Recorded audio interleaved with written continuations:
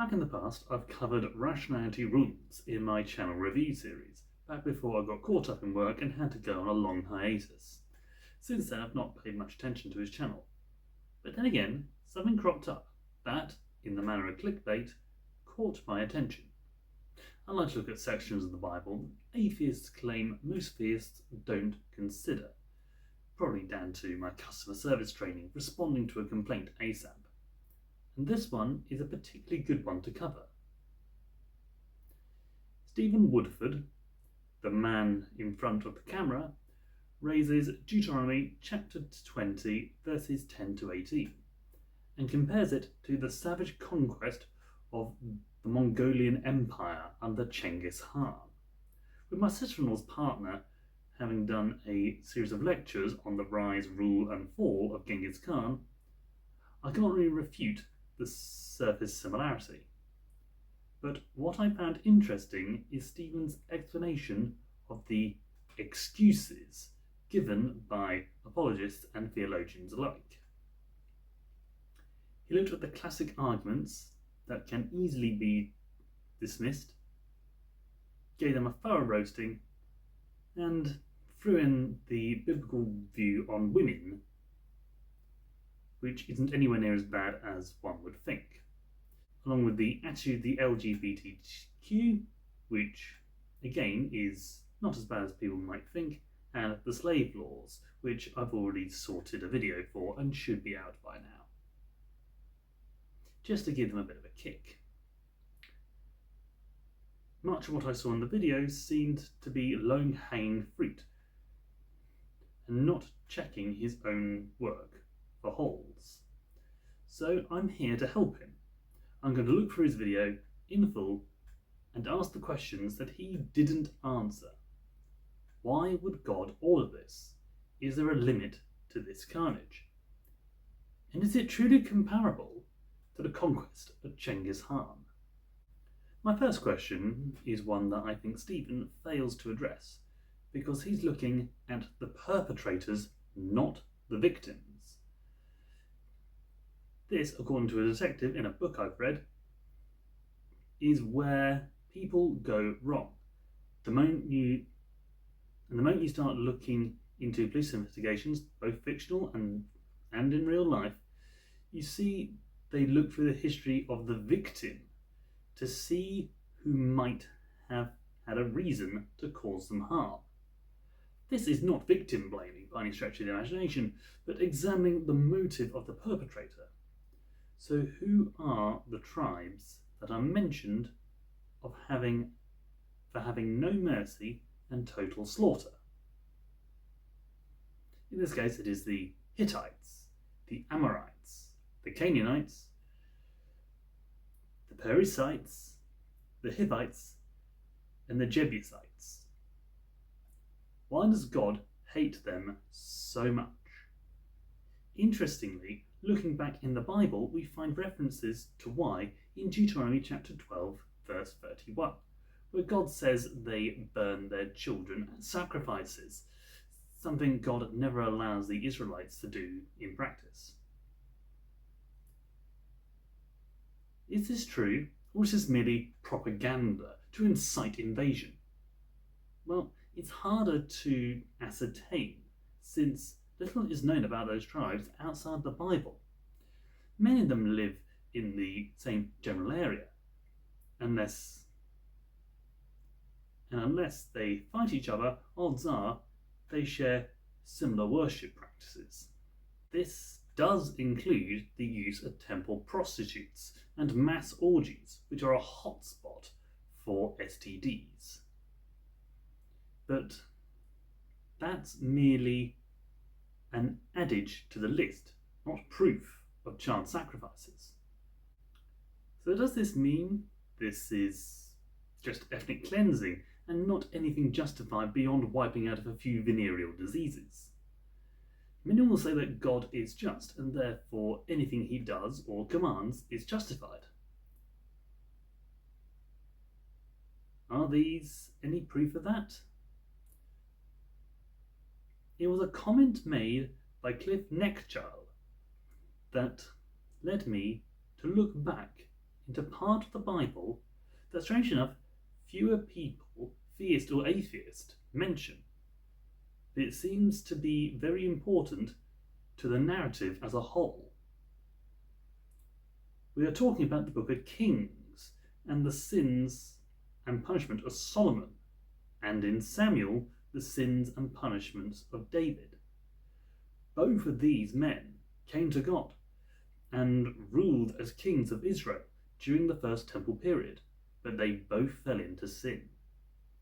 David committed adultery and quite possibly drafted people into his army against the reasonable Mosaic laws of who to call and who not to call into war.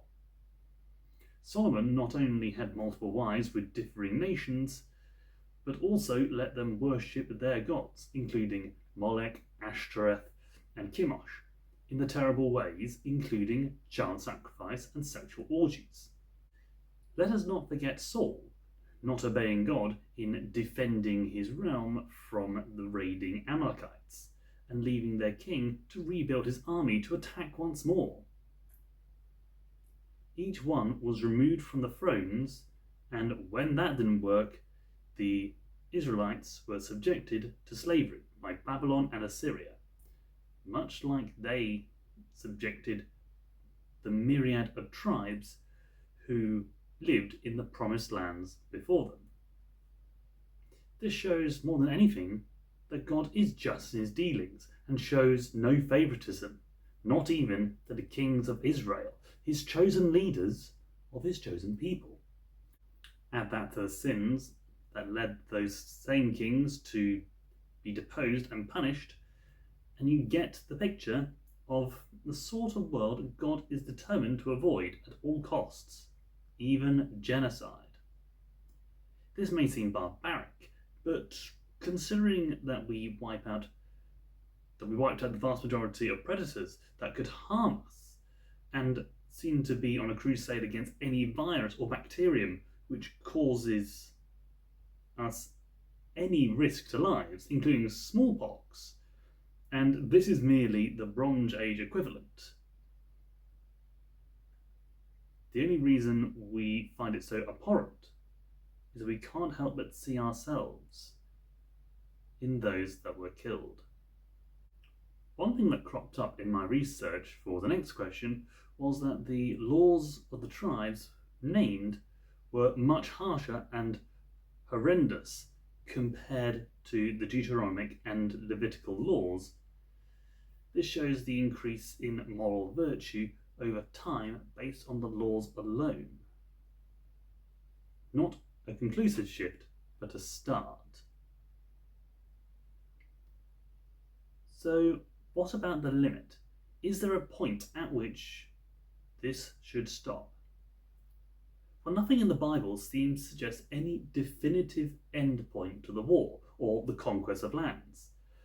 This is where we have to start looking at the spiritual aspect, especially since in the early years of Christianity, the church was not spread by conquest, but by peaceful conversation and conversion, and this is before it was adopted by Constantine as the official religion of Rome.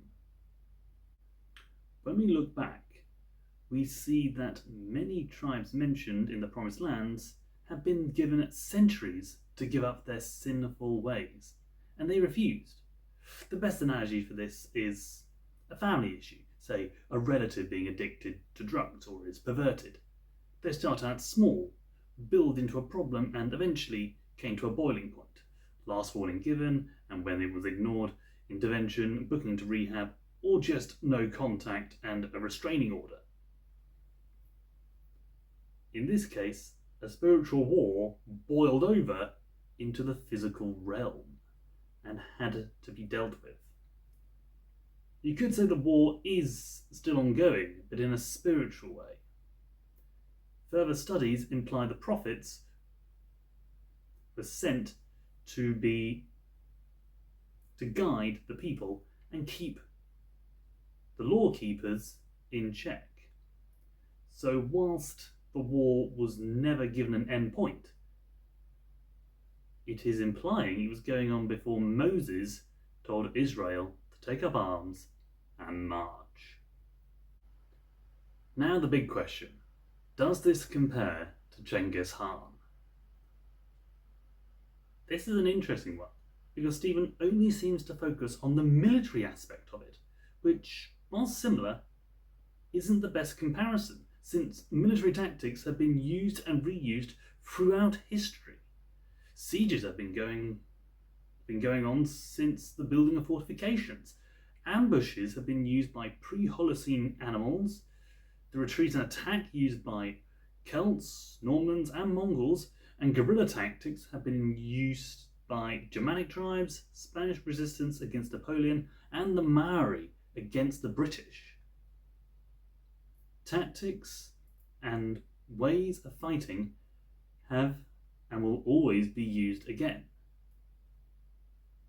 This is simply a coincidence of how it works. Sieges, attacks, guerrilla warfare, if it crops up in history, it will be done again.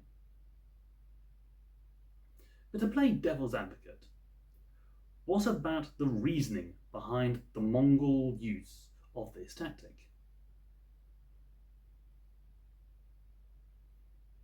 Does that make it more barbaric than the Israelites? What effect did it have on the people of Central Asia compared with the lands of Canaan? As mentioned above, Israel was following the command of God to remove the sinful tribes and their practices from civilization and promote a more peaceful, healthier worship practice. Whilst it's said that Gengis Khan believed he was ordained to become the great ruler of Asia, for the sake of argument we'll assume that was true, his conquest stormed into lands of relatively advanced civilizations. The Song dynasty in China stood for centuries and was a cultural and political and scientific development hub. The Muslim Abbasid dynasty was considered Islam's golden age and was infamous for scientific discoveries associated with the Muslim faith being made in that time period. Women had more freedom and rights in this time than many would expect in modern Muslim countries. All of that was wiped out by Gengis Khan, or at the very least his invasion contributed to the collapse of the peaceful and advanced Muslim society, potentially giving us the harsher and more extreme versions of Islam that have terrorized the West today. It's also worthwhile noting that the scriptures that comprise the Torah were likely completed before the Israelites began their reclamation of the Promised Land. The Mosaic laws were laid out, not only how to fight and how to muster soldiers, but also how to live by civil laws and how to structure society. The elder, the priests, and the kings, and mentioning prophets who would come to keep them in line.